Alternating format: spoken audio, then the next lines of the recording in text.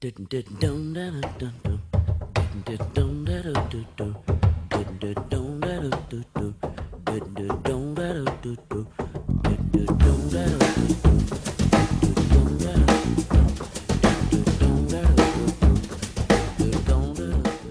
time to learn our third essential stroke style called the downstroke. When we've learned the rebound stroke, essentially every time that we strike the drum, the stick starts up, hit the drum, and it ends back in the up position, rebounding off the head. The downstroke will start in the up position and end down, hence the name downstroke. Now, a lot of people shy away from the downstroke. They don't believe that you want to teach it to students because it introduces tension into their playing. I really disagree, because I think that if you teach it correctly, if you learn it correctly, it will be as natural as any other kind of stroke, and you won't be any more tense because of it.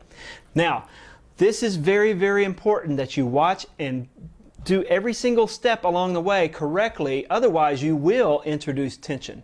Okay, so do it with me. Make sure that you probably watch this video several times to get it correct the first time, so that you can play downstrokes as relaxed as you play anything else. Now, here's an exercise that I have my students do when they're learning the downstroke. Is they lay their left hand on the drum pad, and I have them think of playing rebound strokes. Of course, the stick is not rebounding because it's not really hitting the drum head, but I'm utilizing a full wrist stroke on each one of those. And I'm trying to get this stick fairly close to my hand without actually touching my hand. Once we've got that kind of mastered, and I've got them really relaxed, no squeeze in the back fingers, everything is perfect, then I have them play 4 rebound strokes and then stop the stick on the 5th stroke, like this. 1, 2, 3, 4, stop. 1, 2, 3, 4, stop. 1, 2, 3, 4, stop. Now, what the hand is doing to stop the stick is exactly what the hand will do on the downstroke. Okay? All I'm doing is applying a little bit of pressure in my hand with the back fingers and the fulcrum. I say it in my book that you're squeezing the stick. A lot of people hate to say squeeze the stick because it sounds like I'm really squeezing tightly. Do not squeeze the stick tightly. Only enough pressure to stop the stick. Almost like if you took a Nerf ball and you had a Nerf ball in the palm of your hand and you just kind of squeezed it. Okay? Not like taking a tennis ball and feeling that squeeze that you would do if you're trying to squeeze a tennis ball tightly. Okay? 1, 2, 3, 4, stop. 1, 2, 3, 4, stop. Once we've gotten to that point, and I actually add that to my daily technique warm-up every single day, we'll do a full minute. 1, 2, stop. 1, 2, stop.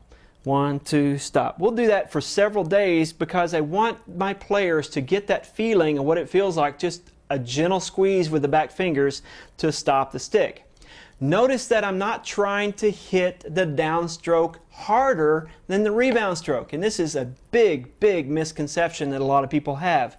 When I'm playing a rebound stroke here, because the downstroke usually has an accent above it, people think that you need to hit the drum harder. And this is wrong. Absolutely incorrect. So you don't see any difference between a normal stroke and a downstroke. Not this. Okay? I'm not trying to hit the drum harder. So add this to your technique program for the first couple of days. 1, 2, 3, 4, stop. 1, 2, stop. 1, 2, stop.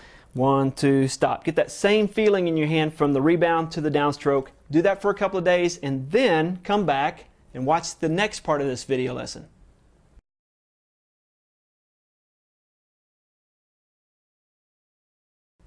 Okay, we've done this exercise. Now it's time to put it on the pad. Now, all of that feeling that we've had and that gentle squeeze has been memorized by our muscles because we've worked on that for a few days. So, doing it on the pad is no different. 1, 2, 3, 4, stop. 1, 2, 3, 4, stop. 1, 2, 4, stop. Or 1, 2, stop. 1, 2, stop. 1, 2, stop. Trying to get every stroke to sound exactly the same while you're doing it. Once you get that down, then you're able to play perfect downstrokes without all those extra rebounds.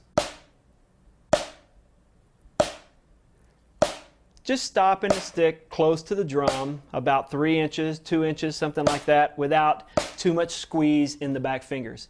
That is the proper downstroke. Make sure you don't rush the process. Make sure you don't have any kind of tension in your hand while you do it, and you'll be able to play downstrokes as easily, as relaxed as you do any other kind of stroke.